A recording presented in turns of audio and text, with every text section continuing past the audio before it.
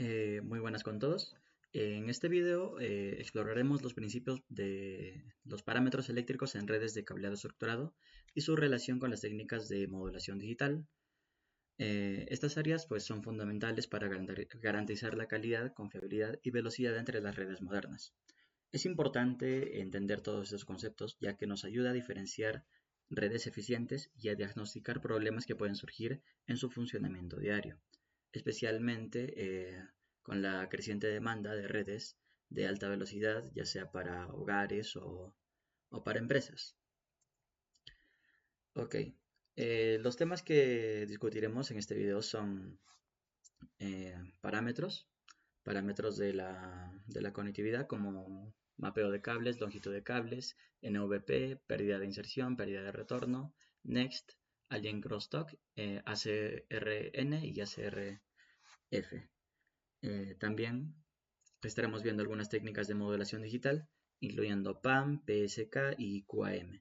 Y bueno, pues también cómo se pueden aplicar en diferentes contextos de redes. Bueno, finalmente, para ampliar el entendimiento, se mostrarán algunas simulaciones en Python sobre algunos temas en concreto. Bueno, empezamos por el mapeo de cables. ¿Qué es el mapeo de cables? Bueno, es básicamente el proceso en donde se verifican que todos los pares de hilos dentro de un cable UTP o STP o de cualquier otro formato estén correctamente ordenados y conectados según un estándar, ya sea el estándar T568A o el T568B. Esto incluye también confirmar que cada hilo esté conectado a su correspondiente pin en el conector RJ45. Los errores comunes detectados son pares cruzados. Esto se da cuando dos pares se conectan incorrectamente, ya sea que estén invertidos los pares o no estén en el lugar adecuado. Cortos también, cuando los hilos en contacto, cuando los hilos entran en contacto, ya sea en el conector o dentro del cable. Y pares abiertos, que son hilos que no llegan a conectar directamente hasta el final del conector RJ. Es importante hacer un mapeo ya que este asegura el correcto funcionamiento de las redes Ethernet. Una mala conexión mapeada puede generar errores de transmisión o una pérdida total de la conectividad. Las herramientas que se usan pues, son probadores de cableado básico, ya que, bueno, pues para verificar la continuidad, pero también se pueden usar certificadores avanzados como el Fluke DSK X8000, como el que tenemos aquí, ya que estos nos generan directamente los informes de certificación. Ok. Segundo parámetro que vamos a analizar es la longitud del cable. Es básicamente la distancia física de un extremo del cable al otro.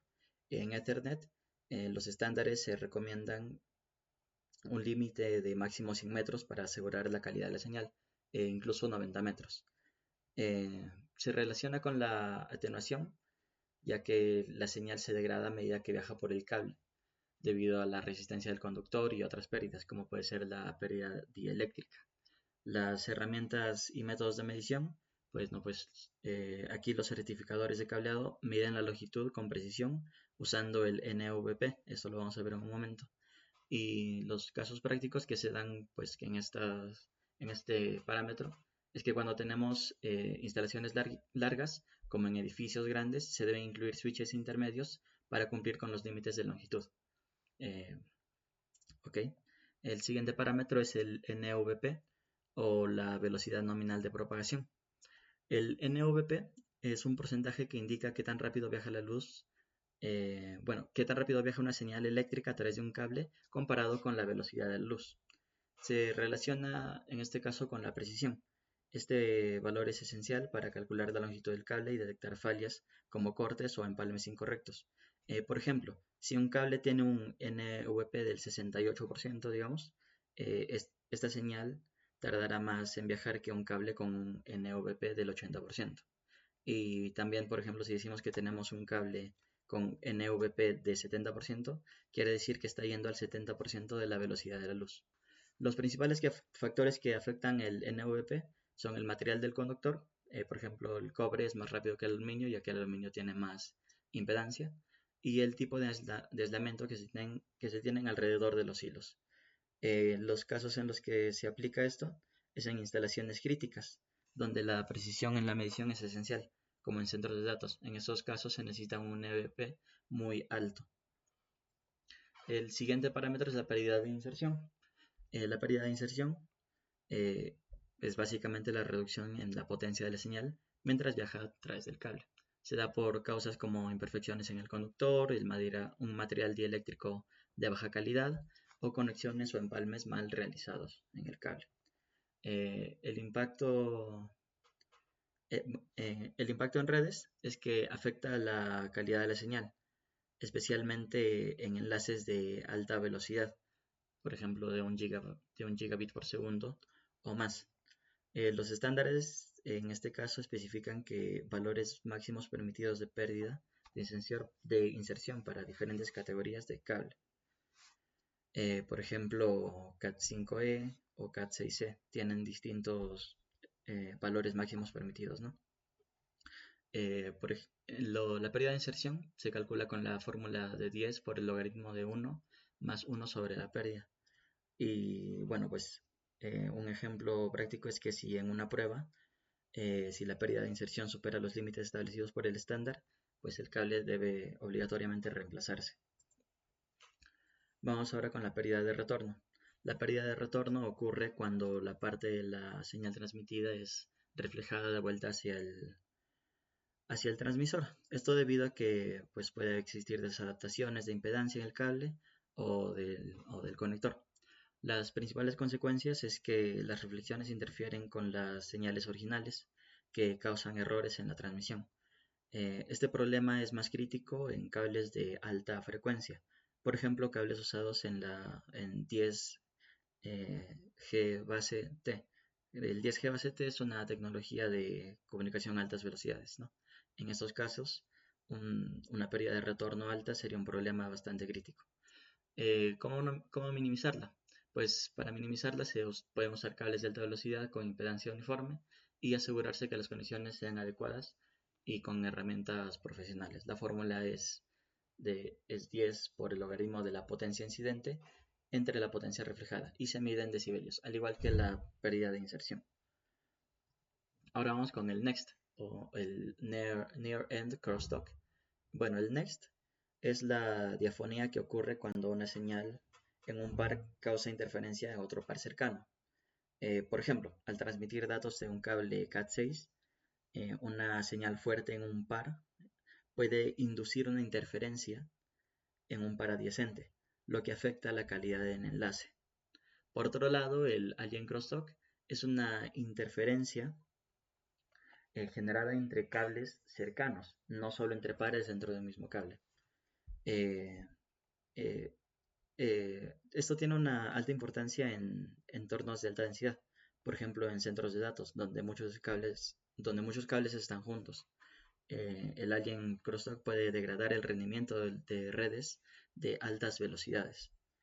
¿Cómo reducirlo? Pues principalmente usar cables con un blindaje adecuado, STP, FTP o SFTP, y mantener separaciones entre cables según recomendaciones de instalación o según parámetros establecidos. Ahora vamos con el ACRN y el ACRF. La atenuación de crosstalk por término de radio cercano nos da una relación entre la atenuación de la señal y el next. En este caso, un valor alto indica un mejor desempeño. Es básicamente como medir cuánta señal útil queda en comparación con la interferencia en el transmisor. Por otro lado tenemos el ACRF, que en este caso es al contrario. Pero es un concepto muy similar al ACRN, pero ahora es al revés, ya que nos centramos en el extremo lejano del cobre. Este es importante, del cable, perdón. Es importante para evaluar enlaces largos donde la señal se debilita más. Un ejemplo práctico, un ACR bajo puede indicar que la necesidad de mejorar la instalación o directamente de reemplazar los cables. Aquí tenemos una gráfica en donde tenemos los valores calculados y el máximo permitido, ¿no? Para el ACRN tenemos que, bueno, un valor alto indica un mejor desempeño. Entonces, si es que se adecua a un valor más alto del mínimo o máximo permitido, quiere decir que existe un buen desempeño. Por el otro lado, un valor más alto o bueno, mucho más, bueno, medido en el cable, en el extremo lejano del cable, nos va a decir que también está haciendo la comunicación entre estos, ¿no? Un valor más alto, como se puede apreciar aquí, nos indica que hay la señal se está debilitando, ¿no? Ok, ahora vamos con técnicas de modulación digital. Bueno, la modulación digital son técnicas que convierten las señales digitales en analógicas moduladas, permitiendo la transmisión de datos binarios a través de medios físicos como cables, fibra óptica o el aire. En este tipo de modulaciones, cada bit de información digital se representa por una señal que varía en uno o más parámetros. Estos parámetros pueden ser la amplitud, la frecuencia o la fase de la señal. La importancia que tienen las técnicas de modulación digital en redes modernas es que permiten transmitir grandes volúmenes de datos con alta eficiencia y resistencia del ruido. Esto es esencial para tecnologías como Ethernet, 4G, 5G, Wi-Fi y por supuesto redes de fibra óptica. Los parámetros básicos de la modulación son la tasa de símbolos, la tasa de bits y la constelación. La tasa de símbolos es el número de cambios en el estado en el estado de la señal por segundo. La tasa de bits es la cantidad de datos transmitidos por segundo y la constelación es una representación gráfica de los posibles estados de una señal modulada. Vamos a hablar sobre tres principales tipos de técnicas de modulación digital, empezando por la PAM o la Pulse Amplitude Modulation. Bueno, es la modulación por amplitud de pulso. Esta codifica los datos digitales mediante diferentes niveles de amplitud, como se puede ver aquí. Las ventajas que tiene es la sencillez en la implementación y que es compatible con cables de par trenzado estándar. Las desventajas que tiene es que pues, es bastante sensible al ruido y a la atenuación, lo que limita su uso en aplicaciones de larga distancia. Por ejemplo, en este caso tenemos una gráfica de PAM5. Este es PAM5, utilizado en Ethernet 1000 base T, donde cada símbolo representa 2 bits, usando 5 niveles diferentes de amplitud, ¿no? En este caso, pues cada nivel de amplitud corresponde a una representación de bits. Puede ser 00, 01, 10, 11, etc. Y los niveles de amplitud van de -2 a +2. El segundo método bueno, el tipo de modulación digital que vamos a ver es el PSK o la modulación basada en cambios de fase. Modulación basada de fase, ¿no? En este caso, la señal es portadora para representar datos. Tenemos por ejemplo, dos tipos de PSK, de modulación basada en fase, que, bueno, pues tenemos una fase binaria que nos representa dos fases distintas, 0 y 180 grados para representar un bit por símbolo. Y también tenemos la modulación basada en fase en cuadratura, que esta pues nos presenta cuatro fases distintas, 0, 90, 180 y 270, en donde cada símbolo representa 2 bits. Las ventajas que tenemos de este tipo de modulación es que tiene mayor resistencia al ruido que el PAM y que